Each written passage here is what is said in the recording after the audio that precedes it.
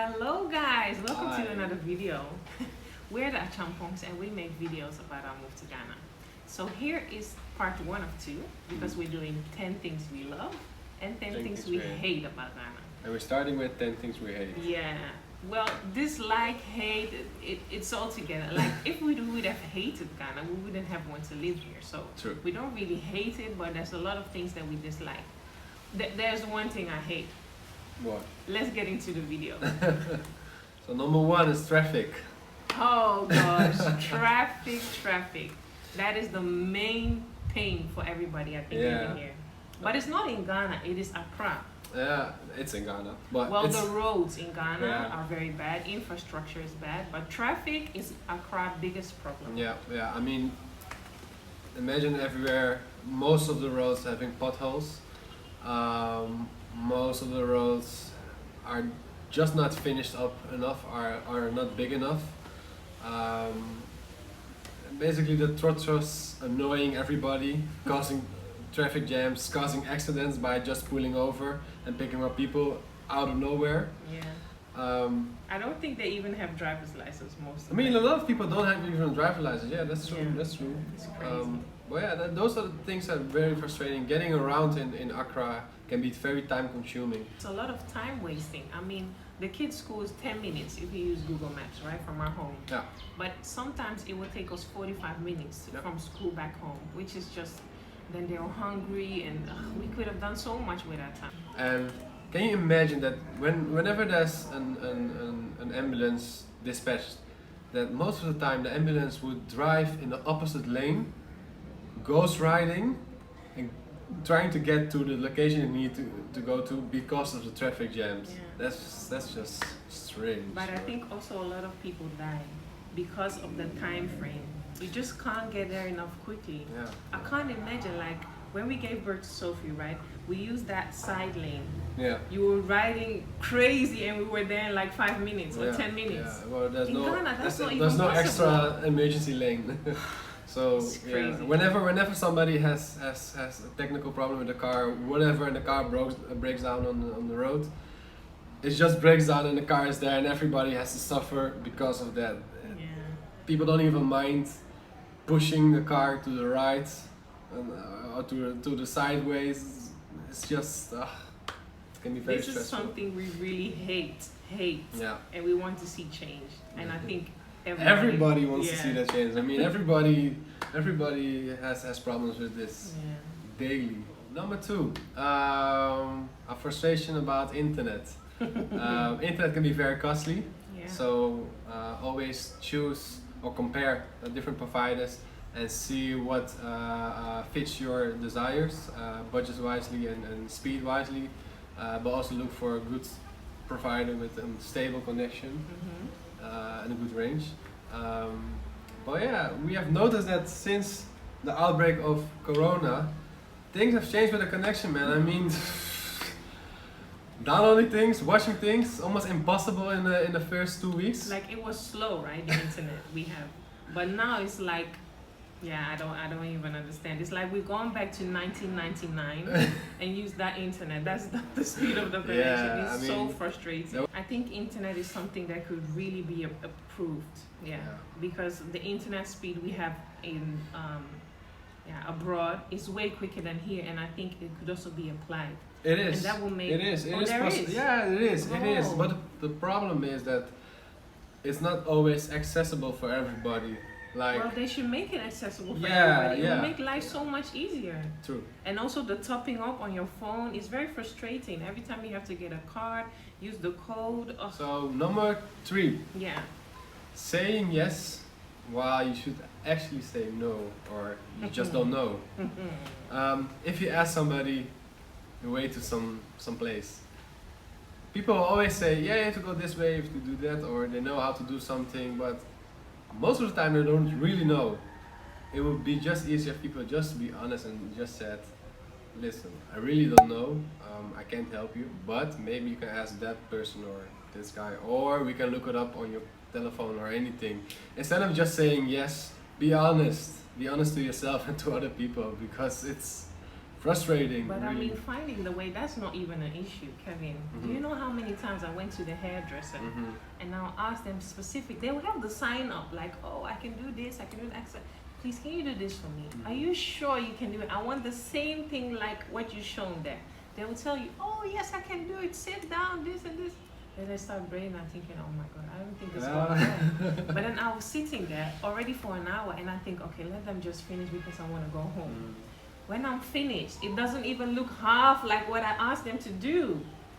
Oh, Kevin, I have had this problem so many times.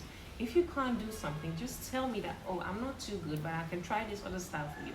And they have the audacity to tell me that, oh, but this suits you better. Well, I was not saying that I wanted that. Oh, it's crazy. But and you have that with nails, with lashes, with hair. But anything. Eventually, do you accept it, or do you tell them to just change it in the way you want it? Because if it was for me, if I'm going to a barber, and the barber is messing up my cut, I mean, listen, you gotta fix it. I think I'm not leaving until it's fixed.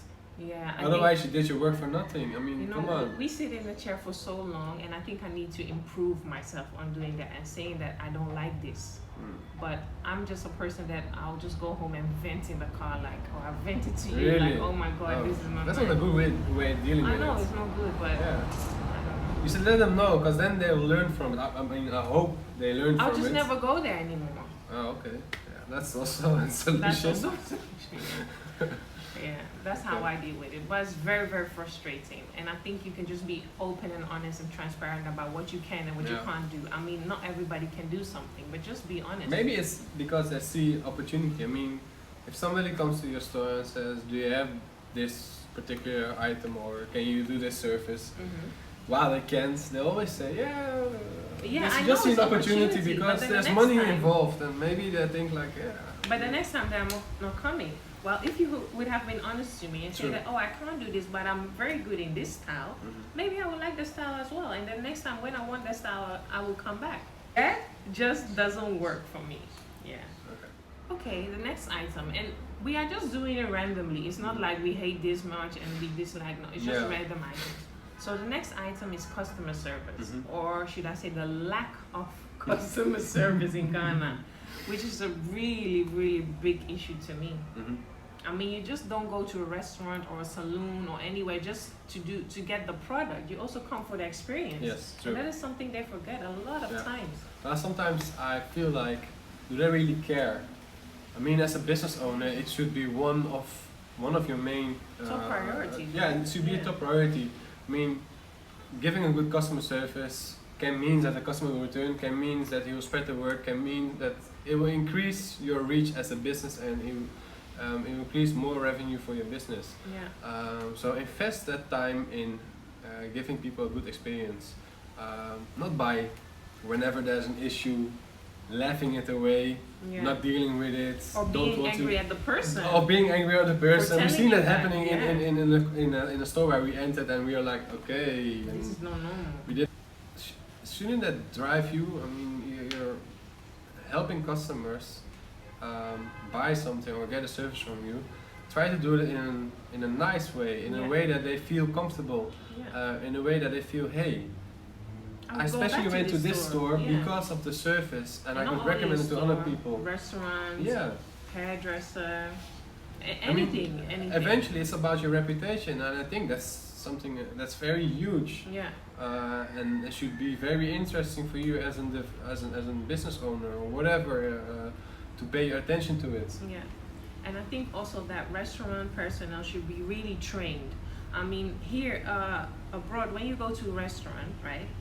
You go there for the whole restaurant experience. You not only go there for the food. Sometimes the food is not even that nice. But then you go there because the wait is so nice, you have a nice ambience, there's lots of people around, you meet new people, you meet new friends, and it's just a very nice experience. But here in Ghana, it's not all restaurants, right? Because we've been to some exquisitely good restaurants where the service is just great. But sometimes we'll be going to a restaurant where we are with multiple people. And then I will get my food while Sophie and Mike are still waiting, and my guests are also still waiting, and nobody will get their food on time. They don't smile, or they don't say, oh, I'm sorry, but your food is going to take some more time. Would you like to drink this, or would you like to drink that? I mean, yeah, it's just very weird that they don't have It's that just training. yeah, it's just giving small attention is worth To detail, so much. yeah. It's look at what you're doing and see if it fits the need of your customers Yeah.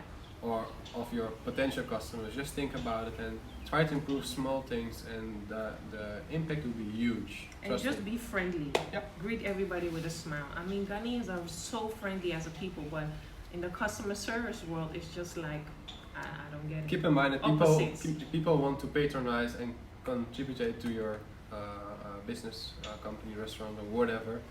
So keep that always in mind. Yeah. Be humble on that part. Wasting time. We Ghanaians, They have a degree. we have a master's degree in wasting time. I don't know why, I don't know how, but for some reason we have it. Just, for instance, go to a supermarket and observe at the register what's happening and how long it will take you before you leave the supermarket. Yeah. The steps are just extra for nothing. Yeah. But then there's also, if you have an appointment with somebody, like a plumber, you call the plumber to say, oh, something's wrong with my toilet, can you come and fix it, please? You say, yeah, I'll be there in about half an hour. Kevin, not even 4 o'clock, 5 o'clock, 6 o'clock, 7 o'clock, sometimes even the next day. The next day. Or the day after the next day, who tell you, oh, sorry, I was stuck, or I have to go to church, or my wife this or this, and then they won't call, they won't pick up their phone, you don't know what's going on. Yeah. Oh, it's crazy. It is really crazy. I know that time here is different, you know. People don't have the pressure, and it's not like in the Western That's world. a problem. No, that's a problem. Maybe No, it's not only a problem. It's something that's very good. No, but here they not really. over-exaggerate it. No, not really. I mean, time is everywhere the same. Yeah. It doesn't matter which country you are. But the thing is, sometimes people don't respect the time, and somebody saying, yeah, I'll be there within a half hour or within an hour, but knowing at that moment he's busy with something else, is not respecting some other people's time. That's very true. So it's just the lack of interest or the lack of respect towards the time from himself or from the other. Yeah, I mean, that's very true. like, but it's also a cultural difference. I mean, yeah, of course, in the West, I think we don't value time. Okay, we do value time. We overvalue time. Like everything is on point and everything is strict and everything is that and everything is rushing. That has opposites and downfalls, right? Of course. But here they over exaggerate it. So I think a balance between those two will be very healthy. Yeah, true. Yeah. True. So the next item I really hate, and I really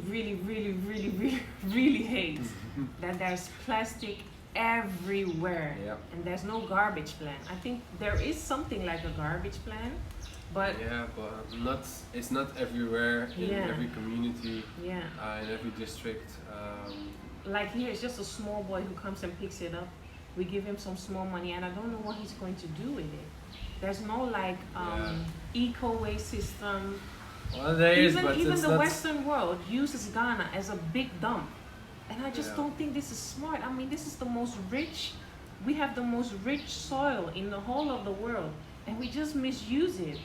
Everywhere you go, they give you this plastic black bag. Yeah. We need to think about our future and our health. And for example, I was telling the neighbor last time that she shouldn't burn her garbage because it's very dangerous. The fumigation and everything, it causes cancer, it can cause neurological problems and all that. Why he said, yo, mate. The next day she just did it again. I mean, they need to be educated. I understand about that. why they feel like there's trash and there's no place to bring it, so let's burn it. But burning it is not the solution. It's very bad. There are waste areas where you can drop everything. I think Ghana just needs to really look at that issue and do something about it. I really want to look into that, like floating in the sea, plastic everywhere. It's just not crazy. It's crazy, and it's everywhere. While we have such beautiful lakes inside of Accra, but they're all dumped with trash. True. I think it's the best thing is just to be good for your environment. because your environment will be good for you. If you pollute your environment, then you're getting the same thing back, and it will affect your life. Yeah, eventually, yeah. So things break easily. I don't know if it's the heat or if it's maybe poor quality of materials. I know for a fact that a lot of things are imported from China, and China works with different type of grades based on the end consumer, so the country Really? where it's going to, because of pricing of course. Wow. And based on that, a lot of things you can buy here and a lot of things are imported from China are just things that really break within a couple days or a couple weeks. Yeah, like the blender we had to buy 3 times. Yeah, such as a blender, Yeah. but also other things, and yeah, it's not good for eventually environment, because we are going to use things multiple times, going to throw them away, and they end up like waste. And we just discussed everything about waste in Ghana, but also I think that trying to buy things that are locally made in Ghana, we have experienced that like wooden things made by Ghanaian handcraft, so strong, so durable. It's a lifetime. I would recommend people to buy things Ghanaian made instead of importing everything from China. I mean, there are also things important from the US and Europe and everything, but especially China things, I don't know, there's something with it. But I think also it's not only the things you buy, it's also the heat that causes a lot of damage to your house. Like you have to keep up a lot. Yeah. The way they build is not really structured very well. Wow. So. Well, it's structured very well, but the heat, it's a lot. Yeah, but I think architects could build in a better way, that the heat does not just confine to the house. You know what I'm saying? Like in this house where we live, for example, right? The walls are very high. Everything is closed off, and all the areas are so big, so it gets so hot inside, which is not smart. A smart way to build. I think there are better ways to build. There are different ways. It's not only destructing the outside, like maybe you see some paint dropping off the wall, or every 3-4 years you have to paint the whole house again. I don't think 3 or 4 years. I think almost every 2 years. Oh, you really? For sure, yeah, wow. yeah, for sure. So that are things that the keep up of things, because of the heat, it gets damaged. And not only the things, I mean, I'm going crazy. When you get dressed and you sweat, I just don't like that. I really hate that. Ugh, heat is also something that is very nice, but can also be damaging to the environment and to your things and to yourself, to your mindset. I mean, you know, I'm a very cuddly person. I love cuddling. I love to have the kids around me and everything, but it's just so hot. I just need a ventilator next to me before I cuddle somebody. Or the aircon. Yeah. But if you have a big house, the aircon is not enough to fill. But depending on the room you're, but in the living room you need multiple aircons.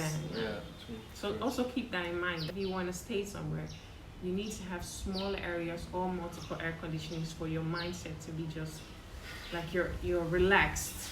You're not hot all the time. But I'm drooling off. So sorry. What is the next subject? Religion. Religion is big business in Ghana. And to me, that's very, very sad. Yeah. Like you can find almost on every corner a church. Multiple churches or mosque. Nothing bad with. I mean. That's good. I mean, we're all for God. God is love, and churches are very healthy and very good to keep up the society, to build a community. But the way they use churches here in Ghana is just, I don't think it's normal, and I feel very sad about it. I mean, pastors will have a congregation walking in the rain through mud and everything while they're driving a Rolls Royce and have a Rolex, and some people in their congregation wouldn't even have food to eat the next day. And to me, that is not a church. I mean, you should all do this together. A church to me is a community where you come together and help each other build up. And not only the head pastor or somebody, a deacon or whatever. So that to me is a bit sad. That is, yeah. So the thing I just find strange is that people expect a lot from their church members. For instance, a man or a woman who basically has almost zero to none income is still required to contribute to the church. for like 10% of their income or something like that. But if that person is struggling in life and struggling to put food on the table, and that person can't really bring the money to the church, pastor will question that person. From that instance, the fellow church members will also question that person, which brings a lot of pressure on that person, and social pressure is very, very high. That's not good. I mean, even if that person, if somebody misses church sessions, things can happen in your life which require you to miss something.